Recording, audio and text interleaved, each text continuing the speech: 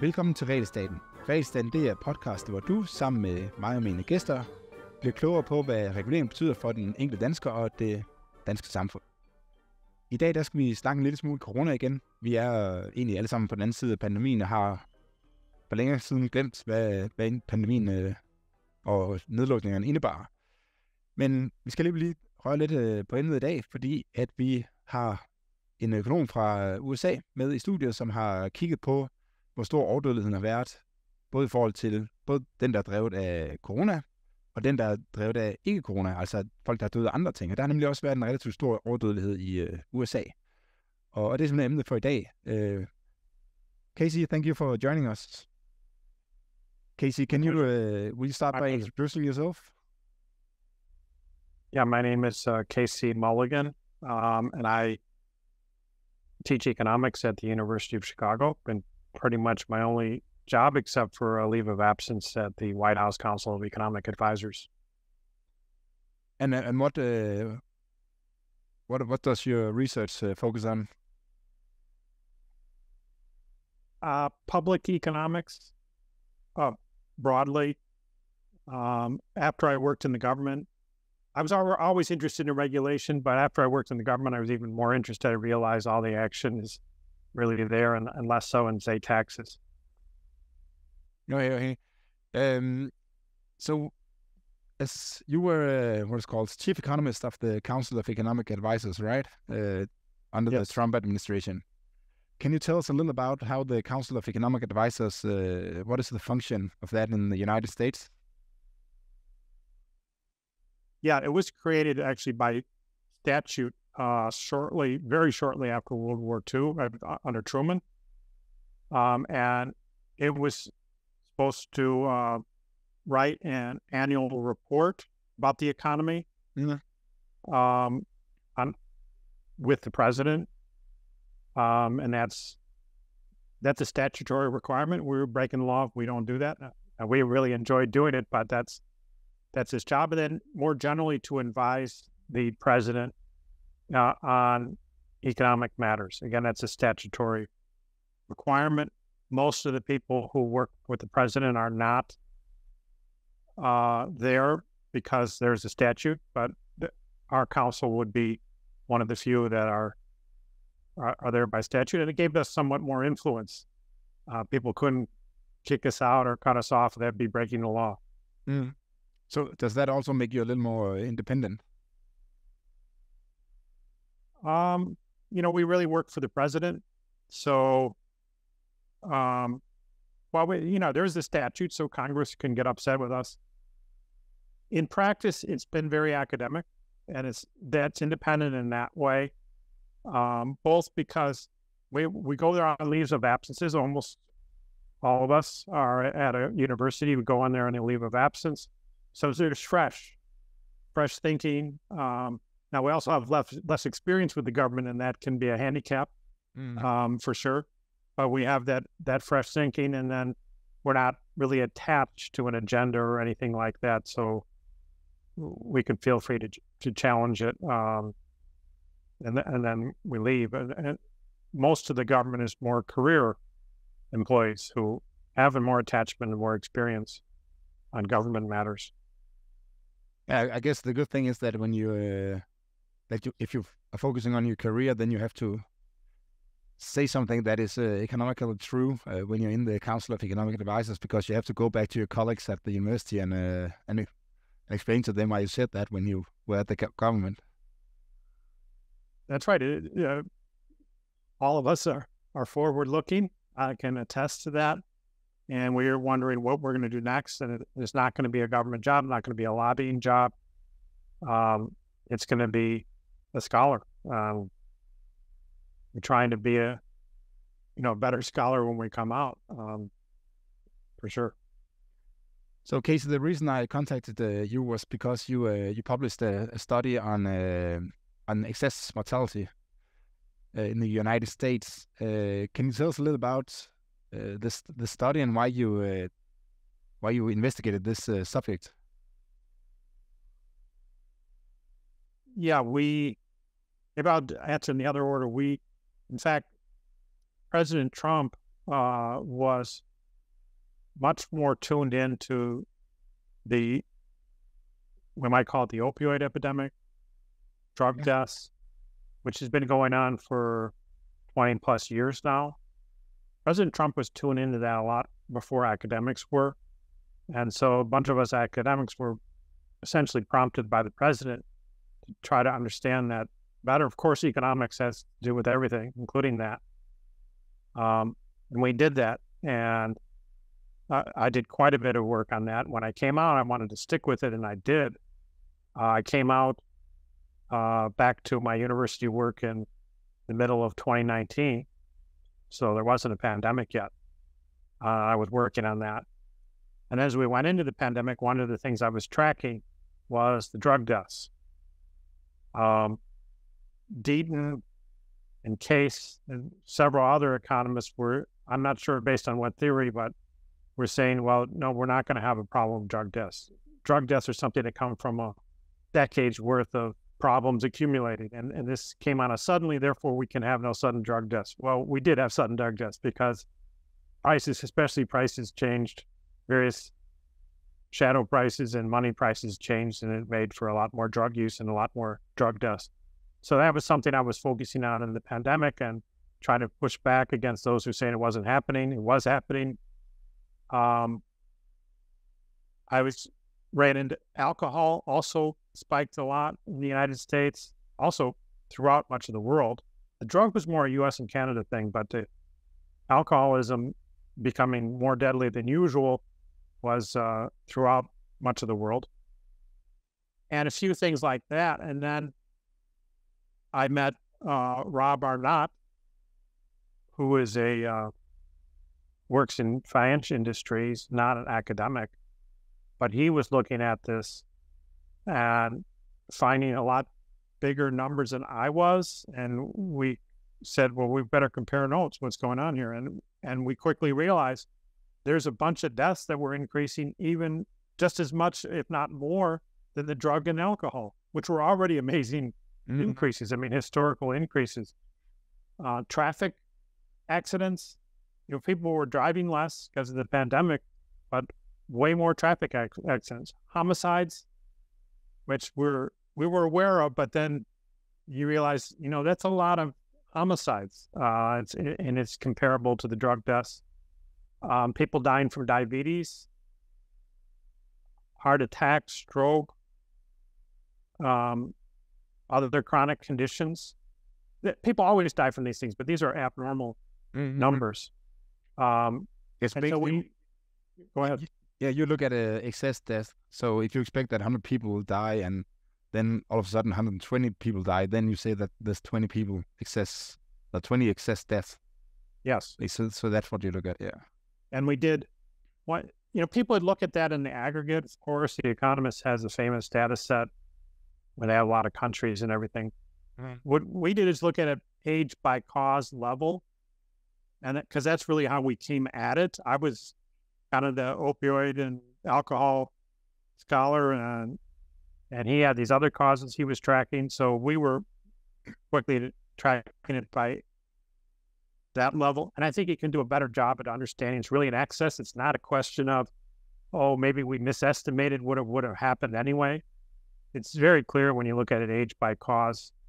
And one of the findings I had, aside from these range of causes, was how remarkable it was among non-elderly people. Non-elderly people, the COVID was not really deadly for them. It's like a flu or less for non-elderly people. Of course, very deadly for elderly people, but not for non-elderly people. But it didn't stop the funerals for the non-elderly people. They were dying from all these other things. So people,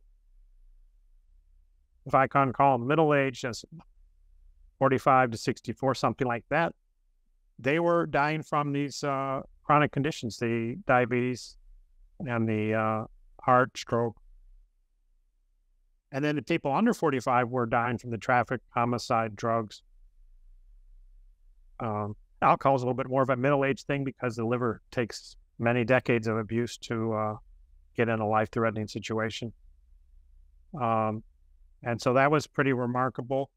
The other thing is we were actually, we were turned down from the journals who's supposed to publish this sort of thing because it's urgent, right? When people are dying, they're supposed to publish this sort of thing. They wouldn't do it. I mean, they wouldn't even send it to referees. When I did this in 2020, would not even send it to referees. So this paper covers 2020 and 2021, but you had a paper finished by 2020, or? I had paper finished by Thanksgiving of 2020. Okay. And I was looking at the totals, and I was looking at the types of people. I didn't know the causes at that time, and we didn't have the data yet. And I was saying, gee, this is the types of people involved here look like the same types of people who die from drugs, which I had studied. Mm. And so I think it's a lot of drugs, I said at the time, but still it's a lot of young people, and something's going on here. We need to pay attention. And it was rejected out of hand. We got more and better data, still rejected. So as time went on, we kept updating the data.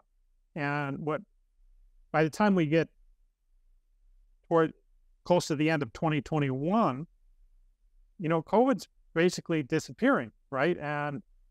But these things are not in the least. They jumped up right in April of 2020, and they stay elevated. And last we checked, we can check into the second half of 2022, they're still elevated. So this is remarkable, but it seems like it's going to take years to get back to normal on these non-COVID causes, even though COVID causes are much closer to being back to normal. Yeah, that's one interesting thing is that many of these. No, actually, let's get back a little and talk a little more in detail about your methodology and your data. So what kind of data do you use to estimate these things? Where do you get the data? They're essentially death certificates. Now, death certificates are collected by states and counties. So let's say states, and they have their own methodologies and timing and things like that. Mm. Pretty much anyone who dies in the United States, they get a death certificate. It's pretty close to the full population of people. Mm. And these are sent to the federal government, Centers for Disease Control, and they try to do some uniform coding and clean up some data problems. They're also waiting, and states are feeding back because, especially when a younger person dies, they're not supposed to die, then they'll do some chemical tests. Was this person poisoned? What type of poison? And those chemical tests can take months. Mm-hmm. And so the CDC will wait for, a second round of information from the states and how these chemical tests are turning out. And then historically, almost 2 years after the year was over, the CDC would release its statistics. And those are the kind of things you would hear on the news. 100,000 people died from drug overdose, something like that. Sure. Way late, something we couldn't wait for. And Robert Redfield, who I work with in the federal government, he CDC director for President Trump, one of the things he did is said, we're going to share the CDC's information. The CDC is getting it much earlier. It needs cleaning. Now it needs work. We're going to put an asterisk on it. We're going to call it provisional, but we're going to let the whole world see it. And then put it on the internet. And that's what we use. And you don't get to see the individual death certificates, but you're allowed to tabulate the whole sample of death certificates. So you can say how many people, 19 years old, died from heart attack. Yes, okay. In March. And it'll give you a total. That'll be a low number for something like that, but so I assume that the number of deaths is fairly accurate. You know how many people died, but not in some of the causes is probably also fairly accurate. If you die in a car crash, then you probably wasn't poisoned or died of a heart attack or anything. But with other things, there can be changes in data.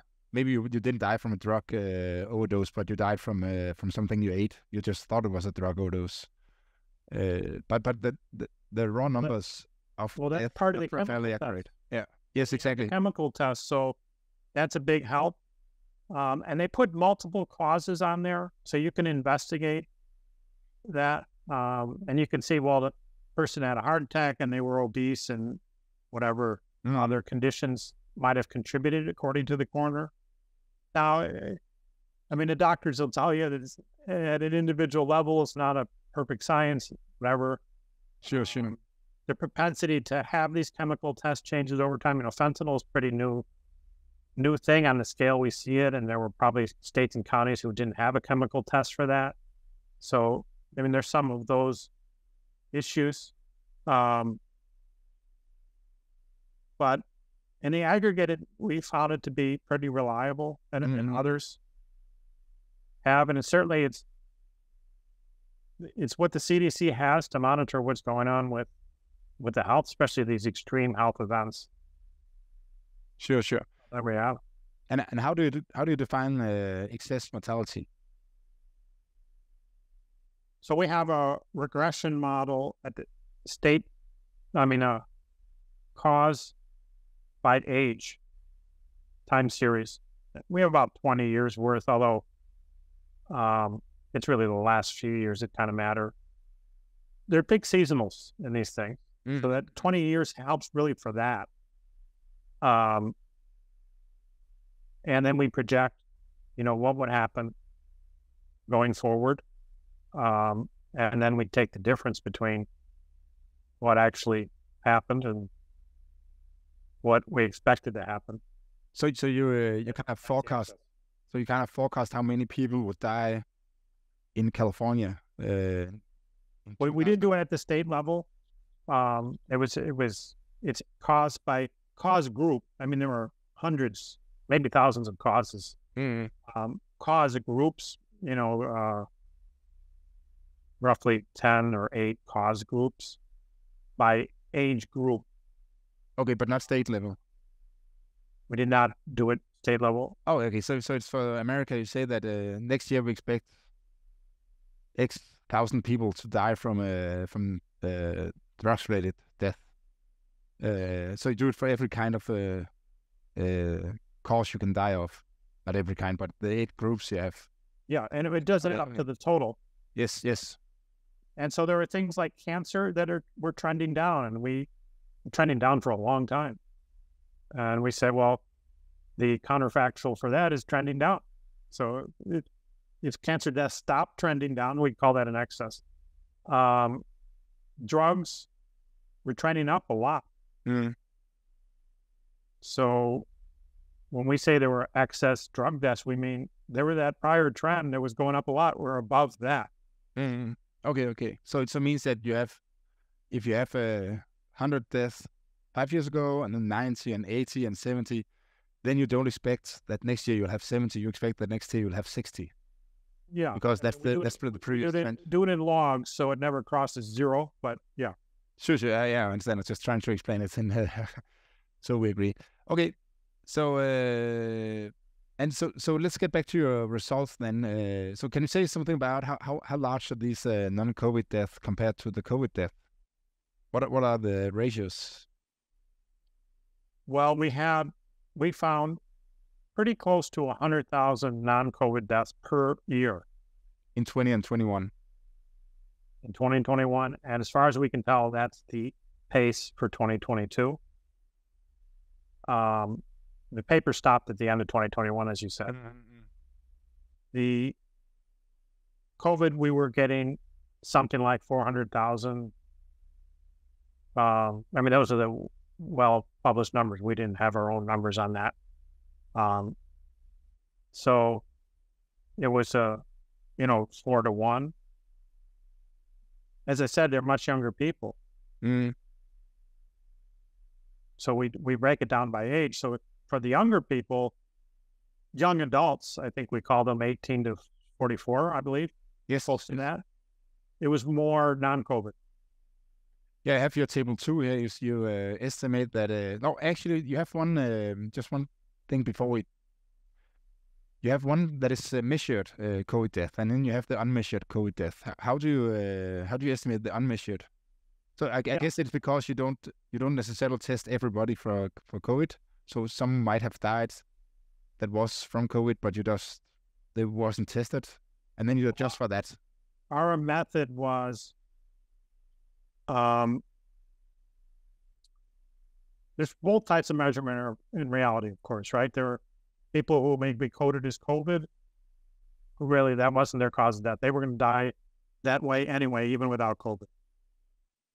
And then you have the other direction, people who died from COVID, but they were recorded as something else. We only adjust for the second. Given we were finding so many non-COVID deaths, we would just want to say, let's make sure we don't exaggerate that. Because that's the real news here that was being ignored, still is ignored. So what we did on that is, remember we had a cause level. So we said, well, the heart and I believe it was diabetes. We listed in the paper a couple of those causes where you're concerned that those people might be recorded with those causes and they didn't get a COVID test. So for March and April, I believe, of 2020, we said all the excess deaths of those causes are COVID. An exaggeration, just be sure, but again, we wanted to be careful. And then what we did is we did a time series regression of those excess deaths of those two cause groups on COVID itself, because you see the same time pattern. For particular age groups, more older age groups, this is done at the age group level, but we just did a regression, and you know what? If the regression said, well, you had these excess supposedly non-COVID deaths, you had 2 of them for every 10 COVID deaths, according to the regression, then we said, okay, then we're going to take 2 of those and call them COVID. Oh, okay, I understand, yes. And you kind of wipe out the seasonal.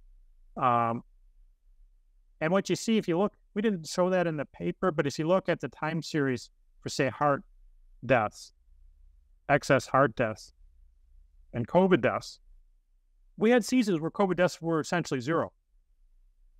But these excess heart deaths weren't. So you know that there was something else going on there. But at the same time, we didn't normally have seasonal spikes in heart. There was a seasonal for heart, but nothing like the seasonal for COVID. And COVID, maybe we shouldn't even call it a season. We had waves of COVID, right? And you were getting these waves of these excess deaths. And so we took it out for that reason. You know, I've learned about this. I'm glad we did it the way we did, but that second type of error we ignored. I mean, we talked about it in the words, but we did not try to put a number on it. And at first, my thinking was, well, COVID's pretty rare. What did you say now? What is rare? COVID. I mean, if you went out and take a random day in 2021, you went out in the street or went in an apartment building, they grabbed a person, what's the chance that they had COVID? It's pretty rare. 1 out of 200, something like that. So my thinking was, well, yeah, some guys are going to show up in the morgue with COVID, and they'll maybe give them a test to try to get some government money or whatever. But they can only find the people who have COVID, or maybe there's some error in the test itself. But you can't get that many people who didn't die from COVID passing a COVID test. I mean, testing positive on a COVID test. And that's confirmed if you look at the drug test. Remember, these death certificates have multiple things. So I can look at, well, how many people have COVID indicated on it and also had fentanyl in their system or whatever. And it was like 1 out of 200 people with fentanyl also had COVID. And it follows the same seasonals. So you'll have more people with fentanyl also having COVID during the COVID peaks, you know. Sure, yeah, I understand. Yeah. So that was my thinking. Sorry. You know, this must be kind of small. But as time went on, you know, a few puzzles were popping up that, you know, the number of true COVID deaths are going down. So that makes a kind of measurement error more of a problem. Also, maybe the people who would die from COVID, you might think they're dying from COVID, they were really very vulnerable and diabetes was going to get them, or heart. It is amazing prevalence of COVID in the hospital. So I said, you go in an apartment building or go on the street and grab someone, it's like 1 out of 200 that have COVID. Not true in the hospital. Hospitals had very high COVID rates. Why was this? Or maybe the people who are weak, they are more likely to get COVID. COVID's not going to hurt them, but they just can't fight it off, and they're weakened by other things. So I'm more open to the idea that there were a lot of mislabeled COVID deaths, especially more recently, especially this year. A lot, especially after the vaccines, right? Yeah, after the vaccines, people are labeled as COVID deaths. These days, I'm going to be pretty suspicious of. But in our paper, we did not go there, other than to note the issue and discuss a little bit what I said, but we did not assign a number to it, and just to be sure that our 100,000 really is 100,000 and not a measurement artifact. So basically what you say is that in your COVID death numbers, especially because they also covers 2021, in most of that part, the elderly had been vaccinated. Then you probably overcounted the COVID death and undercounted the non-COVID death. Is that? Yeah. Is that true? That I think that's true, and it was done by construction. Yeah. So it's under the conservative here, the non-COVID death. Okay, yeah. So let's get back to your results, because I have your table 2 here, and if you take the younger adults, the 18 to 44-year-olds, then you estimate that that the excess. I forgot what the measure was here. 2 seconds. It's thousands of people per year. Okay. Yes, that's right. Yeah. So you estimate that 20,000 people died from COVID, and 29,000 people died from non-COVID in the younger per year. Yeah, per year. Yeah. So it's a ratio of almost 50% more people died from non-COVID. And then, of course, if you get to the older groups, the 65 plus, then it's then the ratio is 10 to 100. So if 100 die of COVID, then 10 die from a non-COVID death. And then I wrote you in an email that since so many young people dies, and they have a lot more life years left compared to the old people, then what's called the results if you look at life years instead of just death?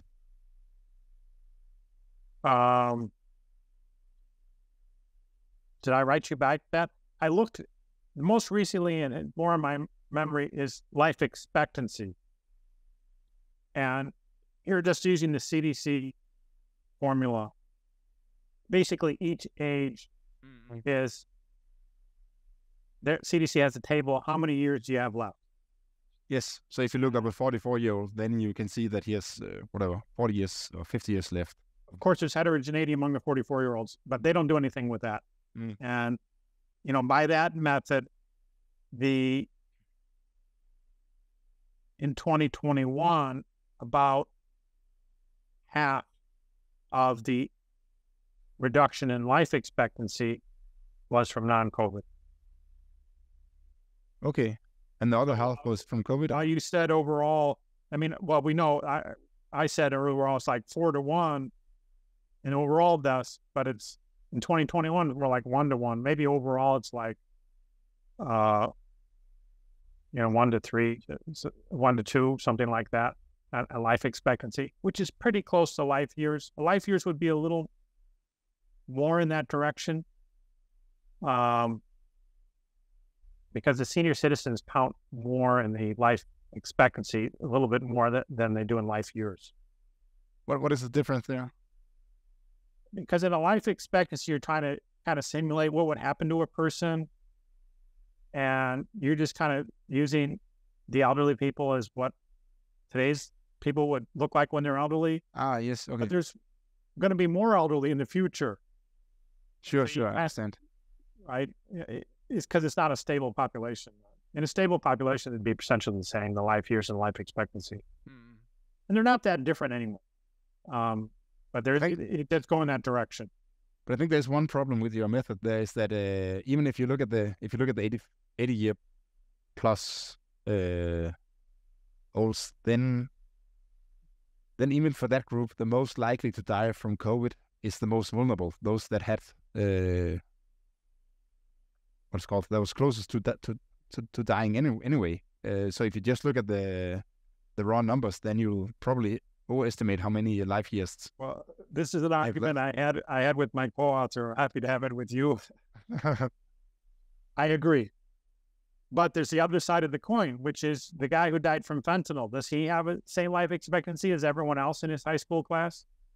Yeah, probably not. Yeah. Right. I mean, so, and how do you deal with that? That's why I did life expectancy, because CDC just has a formula. It's just a formula, and it puts more weight on younger people who die. Mm-hmm. And it's not a formula I made up to make a point. So that's why I use it. I totally agree. You have to assess, in some real sense, you want to assess, the life expectancies of the individuals. You want to know what would happen to them. Yes, exactly. And especially because the non-COVID deaths, I mean, it's not just 1% of the COVID death, it's 20%. So if you have 100 people dying, then 20 of those were from non-COVID death, and the 80 was from COVID. So it's a big number. Yeah, and as we said, the non-COVID deaths are continuing. So eventually, these type of life years calculations are going to cross, and we're going to see that we lost more life years to, even by the CDC method, right? We lost more life years to non-COVID than we did to COVID. We're getting to that point. Yeah, do you know anything about that? Because that was my next questions. Because you have you look at some of the death causes you look at are sudden death or whatever you call it, like overdose or acute. Yeah, acute. Yeah, exactly. Car accidents and homicide and so on. But if you look at cancer or diabetes and so on, or just bad health because you gained weight or don't exercise as much anymore, that will take longer time before you see the result of that. So it's not over that part of the pandemic. Do you know any? I mean, do you have an educated guess on how big that is going to be in the future? Can you say anything about that? Well, I mean, as far as I can tell, all these causes continue at the same elevated rate. I mean, the numbers we have in the paper is pretty close to, I think, probably what's happening today. I would think that something like the traffic, well, I'm not sure even what to expect. We don't know why these things are happening totally, so it's a little bit hard to know what's going to happen next. Cancer, we think, is going to increase. I mean, we noted in the paper that the lack of health care during the pandemic meant that people were not going to find their cancer until it was at a more advanced stage, and that they will eventually die from that, but they're not going to die already in 2021. Sure. And so I think we're going to see the excess cancer deaths moving up. We know we saw tumors getting bigger. If you measure over time, what size is the tumor, the cancerous tumor, when they found it? It got bigger in 2021. Oh, really? Really? You 2020? Yeah. In 2020, they weren't checking. So the tumors that would have been found in 2020 were found in 2021. And at that time, they were bigger. Yep. We mentioned some references in the paper. So there's some of that's going to play out. That's going to be increasing. Some of these others, we don't know the cause, but you would think that they would decline fairly soon. It's a little hard because, like the drugs and alcohol, obviously there's a consumption habit that's happening, right? And I'm only measuring the people who died from that habit. There's plenty of other people who acquired or ramped up their habit, and now they have that extra habit on an ongoing basis, and so they're going to die. The deaths are kind of very much the tail of the distribution of health problems associated with those habits. Sure. And yeah. we kind of shifted the whole distribution, and so we're going to be getting deaths out of the parts of the distribution that weren't that extreme as dying already in 2021. So the elevated drugs and alcohol could be a fairly persistent thing. Some things like the traffic, I would like to think that whatever is causing the traffic, is it lack of policing? It seems like we maybe could fix that. Or maybe because you didn't really have traffic jams. People could drive fast, that's one theory. Yeah, that was my first thought. And then, well, okay, we have traffic jams again. It's all back, right? That's all back. But it seems like the traffic deaths have not receded. Just to understand that, do you look at are you looking at the numbers? Are you still looking at the numbers for 2022, I mean? Yeah, I would just okay. cite you there's a Washington Post article, it's fake news. They're totally fake news. But anyway, so the headline is traffic deaths recede. And they're using a little different data than I've been using death certificates. They were using some Department of Transportation, just more kind of police record. But anyway, traffic deaths recede in 2022. I just told you they were elevated in 2020, elevated in 2021. If you actually read the article, it fell like 1% from 2021 to 2022. Okay. They're still at a very highly elevated level. But we already had traffic again in 2022. So they were playing traffic jams. So makes me wonder, is it an issue of policing? That we had the George Floyd and the things like that. And I think all sides acknowledge some kind of what we call the Ferguson effect, when there's kind of a crisis around policing, that the police are less engaged or less effective or all the above in doing their jobs. And one of the jobs is you stop people from being harmful drivers. Mm-hmm. And so maybe you have these people who are treating the streets like a raceway. In the old days, they would have had their driver's license taken away or just got their attention by the police pulling them over, but the police doesn't pull them over anymore. There's also, in Denmark, there's been a little debate about whether closing schools and so on have affected young people and made them less, what is it called, less able to behave well. I think you can say has been a concert in Copenhagen that was that usually is a kind of cozy, easygoing thing, but that was more or less stormed by young people, and so it could also just be more reckless driving because people have lost their manners during the pandemic. So so basically there are many possibilities, and that makes it, of course, hard to tell if it's going to last for years or if it's going to be over quite soon. Yeah, I'm not disagreeing with you. I have a little more general economic framework, human capital. So the amount of human capital that was accumulated, the types, and we know this is very permanent. Mm. We know the human capital, you give it a shock, and there's a period of time where people don't accumulate human capital. It's not like they're going to come back and make it up in the next couple of years. They're never going to make it up. That's what we call the rate of return to schooling, Mm. So we definitely know from the test scores and things there was a change in the amount or certainly the composition of human capital. And I mean, we see it in our big cities in America. You have kids who have learned to steal cars. Instead of learning the times tables, they're learning how to steal cars. And I say the times tables, I'm talking like 13, 14-year-old kids. And when they weren't in school, they were doing something. Mm-hmm. And they were learning things, and now they've got a skill maybe this interacts with the policing that I mentioned. They got a skill. They might as well stick with it. At least some of them will, yeah. So, and then they're car thieves and driving fast. I mean, some of these traffic deaths are in stolen cars in our big cities. Pedestrian get run over by somebody. Oh, who is that guy? What car? Oh, it's a stolen car. So that.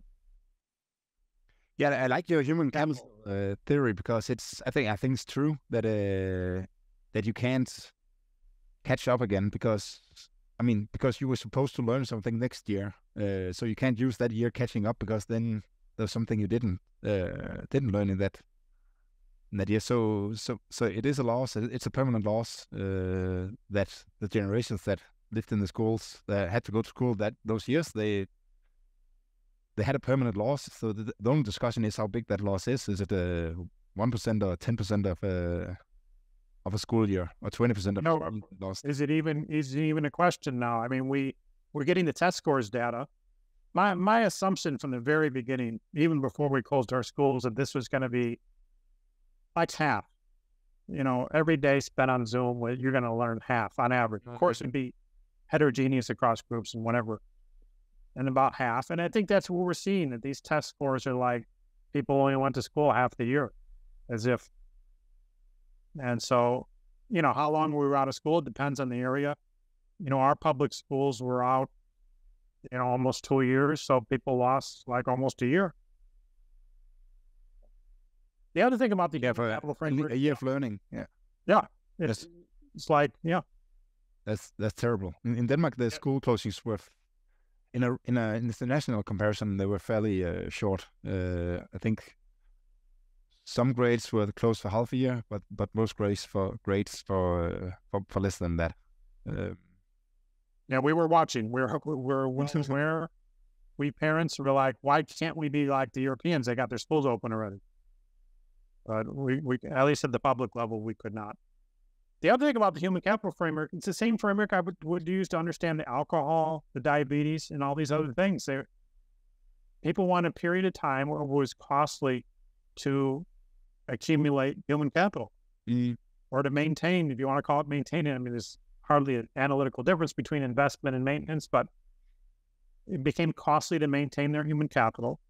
So across the board, for younger people, being obese or becoming a drunk is not the issue, right? It's learning your times tables and your reading. But for older people, it's like maintaining your weight and staying away from alcohol or away from drugs. And all this got more difficult. We already had these problems before. So you knew, as an economist, there were people on the margin, right, between doing more or less of these things and been more overweight versus less overweight. We made it harder for people to stay on that margin, and we pushed some of them over, and we see lots of weight gain, things like that. And so in that sense, these excess deaths could be very, very prolonged. So one thing you don't, I think you talk a little about it in your paper, but you don't prove anything, at least in my view, is how much of this is due to the COVID restrictions, and how much is due to voluntary behavior. Do you have any? You have some suggestions in the paper, so maybe you can just talk a little about that. Yeah, I mean, the human capital framework, I think, helps narrow it down. It became more costly to maintain, invest in the human capital of all types. Now, what exactly were those costs? In some of the cases, they're easier, like the closed schools, and we can pin learning losses on actually having your school closed. So you got that. Hospitals, doctor's offices being closed. I mean, like in the cancer case, I think we'll be able to pin that. But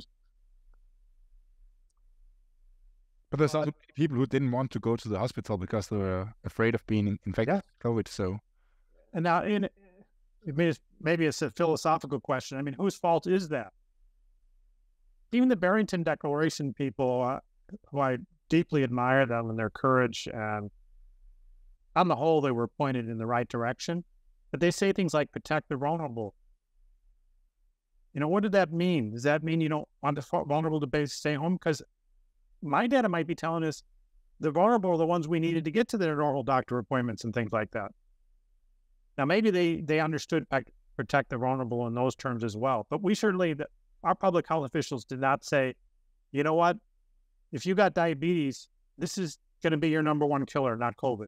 Mm. You're more vulnerable to COVID as well. If you're, 42 years old and you got diabetes, COVID's more dangerous to you than your other high school classmates. But damn it, take care of your diabetes.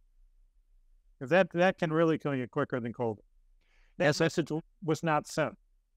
No, I totally agree. It's the one thing that really was missing was the trade-offs, balancing trade-offs. Yep. And I don't know how to do that perfectly during a pandemic, but there certainly is differences in the way that authorities communicated to the population in different countries.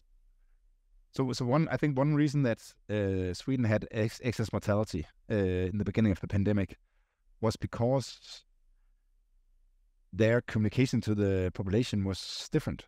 So they had this kind of communication said that this is a dangerous disease, so be careful, but you also have to go on with your life. Whereas in Denmark, it was just like if one person die with COVID, it's a tragedy. And I mean, of course, for the family, it's always a tragedy when someone dies, even if he's 90 years old, because it's a sad situation. But it's part of life that people dies, and every year thousands of people dies, even in a small country like Denmark. So it is about trade-offs, and looking back, I'm not sure we'd really hit the spot there in Denmark. I think it was better in Sweden. So what are your thoughts on that? Yeah, no, it wasn't our data, but we did use the Economist data a little bit in that article, and we noted that Sweden is quite a bit negative. They had less than normal non-COVID deaths, which is interesting. Now, it's a little bit hard because what's the standard for measuring a COVID death? We talked about that, but that can vary across countries, and that can make the comparisons trickier. But still, Sweden very much stands out. Now, Israel kind of stands out too. They kind of had 0 non-COVID deaths, according to that Economist data. And they did not follow the Swedish approach. Not at all, no. And so what did they do? I mean, I've studied Hawaii, which is an island in the United States. Yeah, we know that, yeah. And they did very well, and I think it's being an island. They also closed everything, which I think was foolish. Why do you close the schools when you know nobody on your island got COVID? Why is the school closed? What is that doing? But anyway, they did that. I don't think that helped, but having an island definitely helped them. Sure.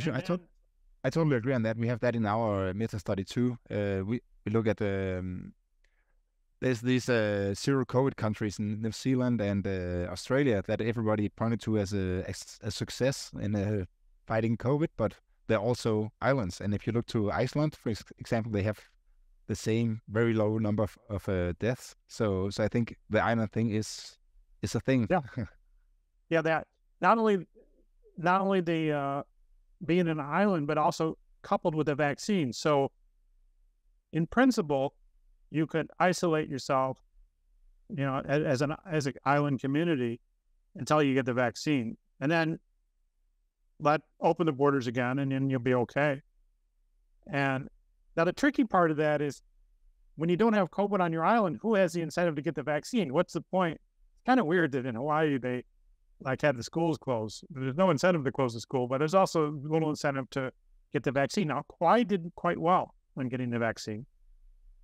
But some of the others, like Australia and New Zealand, were not so good at getting the vaccine. And it was predictable, right, that the incentives were low. So they had more of a flare-up than Hawaii did. Now, Israel was actually the world leader in getting the vaccine. So they were maybe a bit of an island. I mean, obviously they're not surrounded by water, but they do have walls and things like that, and borders are a big issue over there. Yes. They are not as dependent on their neighbors as for instance, Denmark is, for sure. Yeah. So they, made that is one theory that kind of fits with some other observations, that they were isolated, not necessarily from each other, but from the rest of the world, and then they got vaccinated, And maybe that did it. We've got a lot to learn here, but that's why I'm a little slow to blame the lockdowns, as we call them. I mean, again, they needed a careful look, and I don't think we should have done them. And certainly, the thing that we do criticize a lot in the article, more so than the lockdown, is the failure to monitor.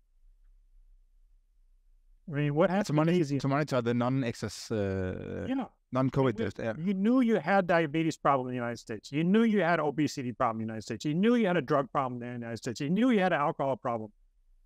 Who the heck was going to check and seeing, are these problems, longstanding problems, getting worse? It was the opposite. People like me who checked, I'm just an amateur, right? I'm not a CDC employee. People who like check I refused to be allowed to speak. I wasn't allowed to publish my article. He didn't want to publish his article saying, don't worry, there won't be any of these type of deaths. No problem, right? Because that's the politically correct thing to say in summer of 2020.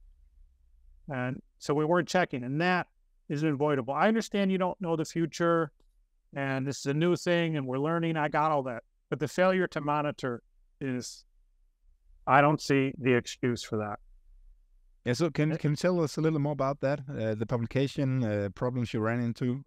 How do we know that it wasn't just a bad paper? I mean, I think the paper was great, but well, I sent it to Health Affairs. Health Affairs is the outlet, fast turnaround. So the health community needs to kind of know in real time. So they have some hearing in Washington about some health law. There'll be a little article about it in Health Affairs. It's not like the Journal of Political Economy or a Review of Economic Studies where you're going to take like 3 years of referee process. That's not the niche of the journal, right? They keep up to date. But Health Affairs is also very politically correct, very woke, or whatever you want to call it. They say things that hard left-leaning people like to hear, and they did not want to hear that President Trump was right when he said the cure might be worse than the disease. We're going to have a lot of drug deaths. We're going to have a lot of alcohol deaths. We're going to have a lot of suicides. Trump said that.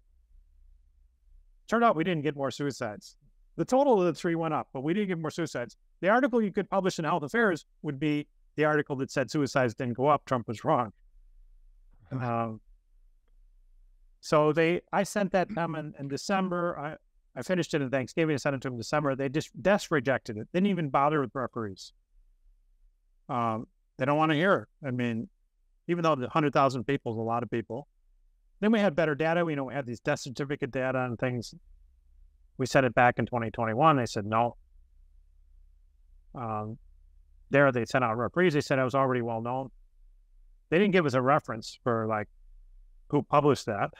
Some other Health Affairs article already published it? No.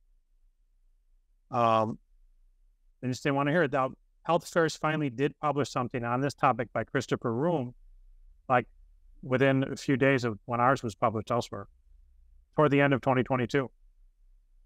So 2 years late, they finally published something. Of course, they can't bury the truth forever. Sure, but it would have been nice to know that for 2 years ago, right? Yeah, and even now they don't. If you look at Room's article, the tone is not, oh, we have a crisis that's ongoing. We need to understand this. It's an ongoing matter. It's not just relitigating COVID. This is an ongoing problem. Can we understand it? That's not the tone that is going on in the journals right now. So what do you think on this publication, and I think you can look at publication bias, what do you think the future will be here? Do you think there'll be what's called like a pushback on this? Because I have a feeling that in Denmark, there's also, I don't know if you have followed the lockdown files in United Kingdom. Yeah. But it seems like there's at least some pushback. Maybe I'm biased because I want this pushback, but I kind of see it evolving, and I kind of hope that we'll get a. There's an equilibrium in the market for ideas, and I think people who try to squash the information are naive, so they're not thinking through the equilibrium. There's definitely equilibrium reaction.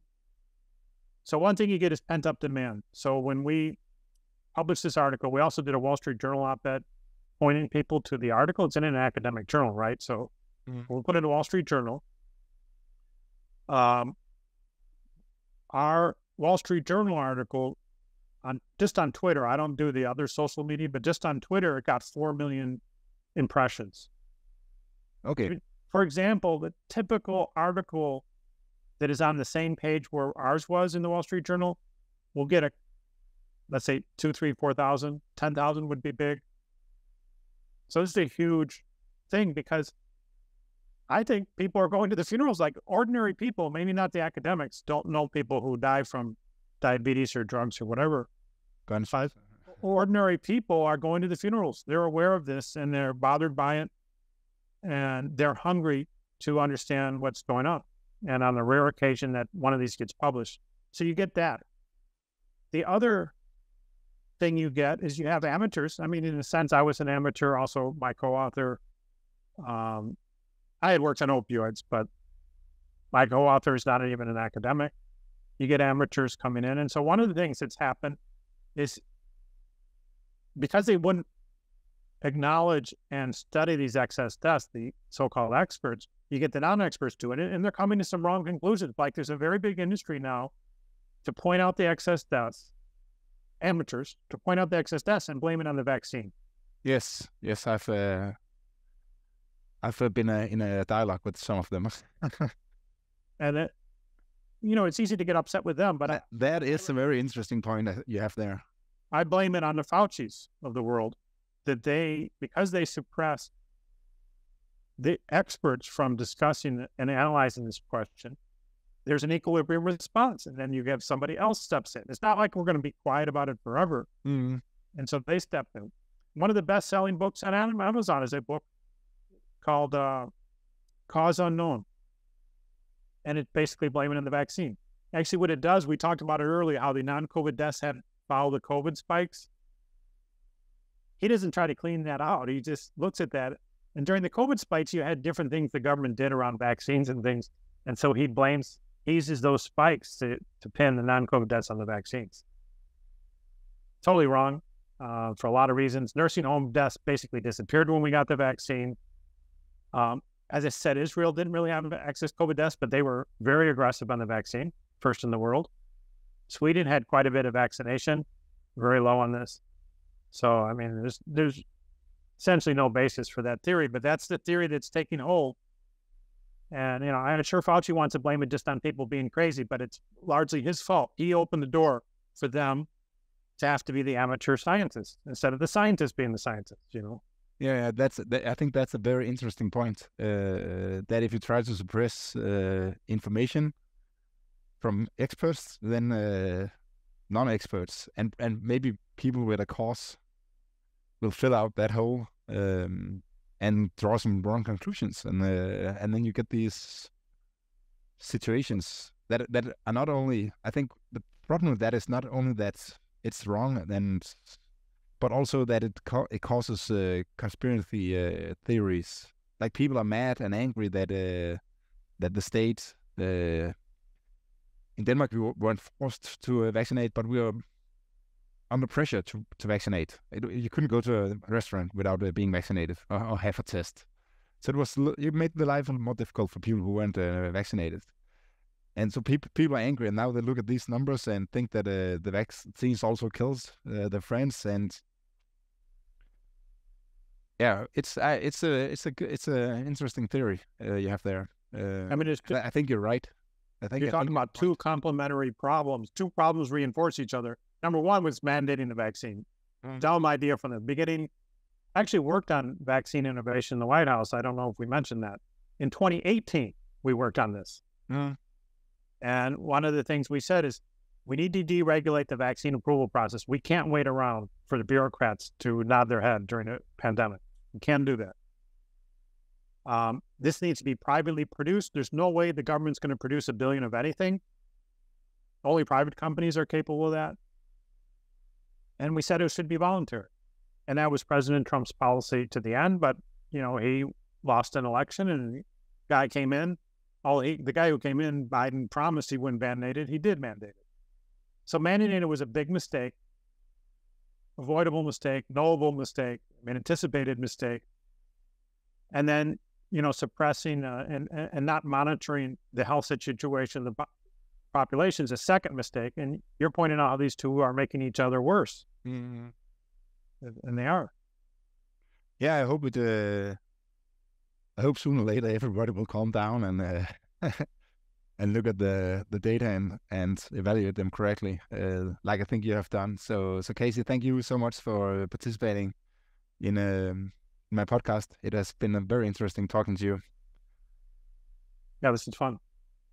Og hvis I sidder og lytter med derude, så som altid kan I velkommen til at skrive til mig på herby@severs.dk eller på sociale medier. Tak for i dag. Casey, that was super interesting. Thank you so much for participating. Yeah, I'm glad to talk to you. I've admired your paper, and I'm rooting for you guys. Yuning, I know Yuning from years ago. Okay. He's older than me. Hey, he's I was a young guy, and he was very nice to me when I visited Stockholm. I got to I was there for a couple of weeks. I got to talk to him a lot. I really enjoyed that. He's a great guy. Yeah, he is. Yes, he's smart, and he's still going strong. Although he's older now. Yeah. He moved to Denmark, I heard. He lives in Lund, close to Denmark, or different part of Sweden by Denmark. Yeah. Okay. Yeah. Sorry.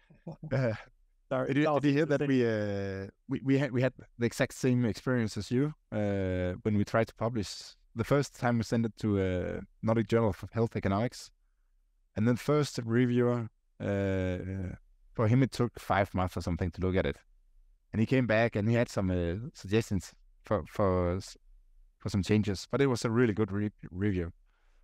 And then the second reviewer, he wrote something like, "There's too many footnotes. That what is called like the references are not the standards it should be. So I can't really review this paper." And then it was just like, okay, it's a denial. It's just like too many footnotes. What kind of argument is that? So and he took 7 months. So I think it was just basically sabotage. Like he just waited and waited and waited and waited until he couldn't wait anymore, and then he said that he couldn't review it. And then we had been delayed for 7 months. So, but we'll see what happened with the inquiry that you suggested. So, yeah, one of the things we had done before the pandemic, this is already a problem. That the health is very left leaning. They don't appreciate markets. And sadly, they make a lot of mistakes because of these weaknesses. But anyway, we want to get young people into the profession who are think along the lines of markets. But why in their right mind would they do that? Where are you going to publish, right? So we said we need some journals that are at least open to the market approach, mm-hmm. and that'll help the ecosystem build and maintain itself. And the first one we did was this inquiry. Brian Miller, very energetic guy. He did the first one. We need more. We need more for sure, but he's the first one, and he's doing a good job. Yeah, I know that we talk. I've been involved in some discussion of taxes on tobacco and so on in Denmark, and regulation of tobacco. And it's, the people in that industry just, in the what's called the ones tobacco control. Yeah, tobacco control industry. They don't understand behavior. They don't understand people. Basically, they just want to regulate everything because they don't. They think that then the problems will disappear. But people are people, and they behave and react to taxes and so on. So, okay, Casey, it's been a pleasure. Yep. Have a good one.